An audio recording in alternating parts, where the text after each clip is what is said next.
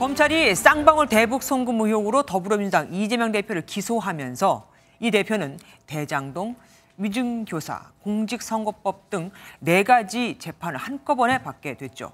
그런데 자세히 들여다보면 이게 다가 아닙니다. 성남FC 불법 후원금, 백현동 개발 비리 등 수사 중인 사건이 7가지나 되거든요. 지금 더불어민주당에선 당원 당규까지 바꿔가면서 이 대표를 대선 주자로 한껏 밀어주고 있는데 말입니다. 물론 1심뿐 아니라 항소심과 대법원까지 거쳐야 하지만 여러 재판 중 하나라도 2027년 3월, 그러니까 대선 전에 이 대표에게 유죄 판결이 확정된다면 이 대표의 대선 출마는 불가능해질 수 있습니다. 특히 오늘 열린 공직선거법 위반 사건 재판의 속도가 가장 빠른 편인데 이런 위기의식 때문일까요? 평소 별다른 말이 없었던 이 대표, 오늘 재판에 출석하며 검찰과 법원을 동시에 저격했습니다. 첫 소식 홍주 기자가 준비했습니다. 나흘 만에 법원으로 나온 이재명 대표가 소리를 지르는 지지자와 보수 유튜버들에게 조용히 해줄 것을 요청합니다.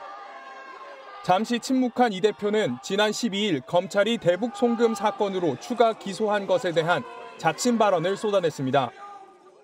희대 조작 사건으로 결국은 밝혀질 것입니다. 대체 말이 되는 소리겠습니까? 김성태 전 쌍방울 회장 진술의 신빙성을 인정한 수원지법을 저격하기도 했습니다.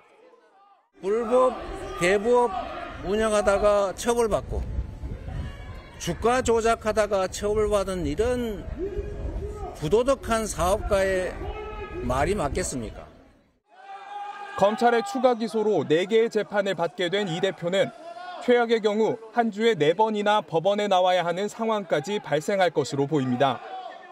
4개의 재판 중 가장 빨리 끝날 가능성이 있는 건 오늘 열린 공직선거법 위반 재판입니다.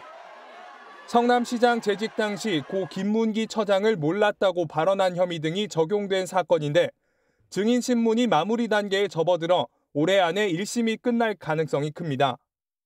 공직선거법 사건에서 100만 원 이상의 벌금이 다른 재판에선 금고 이상의 형이 확정되면 이 대표는 의원직을 상실합니다. 유죄가 확정되면 차기 대권 도전도 어려워질 수 있어 재판 결과와 속도에 관심이 쏠리고 있습니다. MBN 뉴스 홍지호입니다.